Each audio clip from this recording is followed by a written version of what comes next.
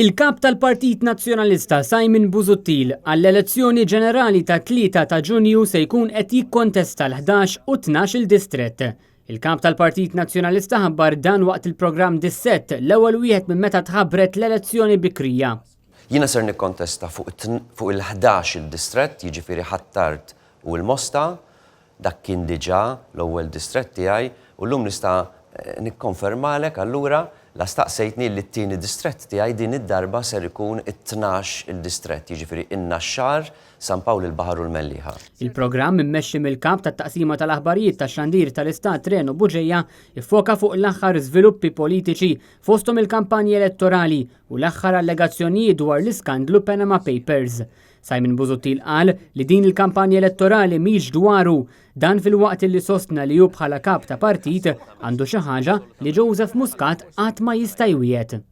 This is not about me. Hija ferm u ferm ikbar minni. Forsi Joseph Muscat iħobb l-spotlight fuq u biss u forsi iwiegħed kollox lil kulħadd, forom ħaġa waħda li huwa m'għandux u ma jista' qatt iwiegħed. L-integrità u l-onestà. Mistoqsi xi tkun l-ewwel deċiżjoni li jieħu bħala Prim Ministru, Simon Busuttil wieġeb li minn barra li jinvestiga kull min involut fl-iskandlu Panama Papers jaħtar kummissarju tal-Pulizija ġdid. L-ewwel deċiżjoni tiegħi naturalment hi li nordna investigazzjoni serja, indipendenti fl-allegazzjonijiet illi qegħdin naffaċċjaw b'mod partikolari bħalissa. Il-Prim Ministru u naturalment marbut ma' dik kummissarju tal-Pulizija ġdid. Waqt il-programm il-kap tal-Partit Nazzjonalista tkellem anke dwar proposti tal-Gvern Nazzjonalista fosthom għan-negozji u l-intrapriżi żgħar li t-taxxa tonqsilhom għal 10% bekk ikunu aktar inċentivati li jinvestu fin-negozju tagħhom ħalli jkunu kompetittivi. L-ewwel partit aħna li għamilna politika speċifika fuq il-ħwienet u il-in minn hekk lis-self-employed u lin-negozji żgħar qed ngħidulhom aħna naqsulkom it-taxxa. Tkellem ukoll dwar kif Gvern Nazzjonalista jħares lejn l-iżviluppaturi li jistgħu joħorġu b'kunċetti innovattivi fejn inħarsu l-ambjent imma fl-istess ħin ma noqtlux l-iżvilupp ta' pajjiżna. Bi Gvern Nazzjonalista l-iżviluppaturi illi jagħmlu proġetti illi huma sostenibbli mhux tal-li jibqgħu tal-li nżiduhom permezz ta' riġenerazzjoni ta' żoni kbar residenzjali li huma dilapitati permezz tal-infrastruttura illi dan il-gvern l-infrastruttura abbanduna lill-iżviluppaturi għattilhom u qed nagħmilhom ċara miegħi tistgħu taħdmu. Il-kap tal-Partit Nazzjonalista spjega kif anke kull kuntratt li ġie negozjat minn Konrad Mizzi u Keith Kembri li nqabdu b'kumpaniji sigriti fil-Panama se jiġu investigati. Fosthom dak tal-privatizzazzjoni tal-Isptar ta' Għawdex. Hawn Simon Busuttil fakkar fil-weda li jagħmel lil-Lawċin li jagħti lura lilhom l-Isptar Ġenerali ta' Għawdex. Kull kuntratt negozjat minn Keith Kembri u Konrad Mizzi qed nagħmilha ċara li ndejjem qistu bħala suspettus. Dawk jiġu iva investigati. Kull kuntratt u dak jinkludi allura tal-isptarijiet.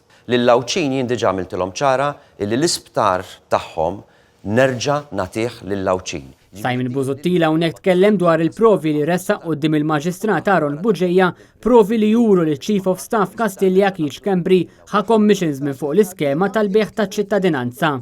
Dawn il-provi waslu għand il-kap tal-Partit Nazzjonalista wara l-aħħar allegazzjonijiet fil-konfront tal-mara ta' Joseph Muscat, Michelle Muscat, illi allegatament it-tielet kumpanija sigrita fil-Panama Grant hija tagħha.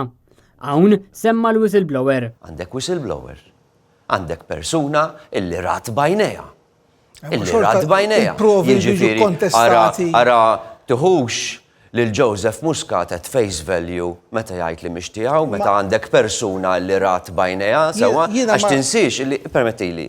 Għaliex li kieku tara l-Joseph Muscat li ħajkun fit-tieni nofs dan il-programm, kif tara lilu tajt temnu dan jikkonvinċini.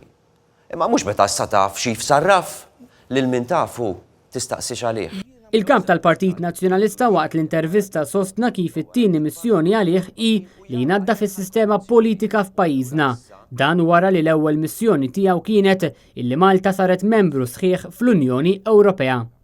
L-ewwel waħda kienet illi nara illi pajjiżna jidħol fl-Unjoni Ewropea. Dik il-missjoni intlaħqet. It-tieni waħda hija illi nnaddaf is-sistema politika f'pajjiżna darba l dejjem u b'mod illi l-kontrolli mhux ikunu fuq ħadd ieħor biss, ikunu anke fuqi.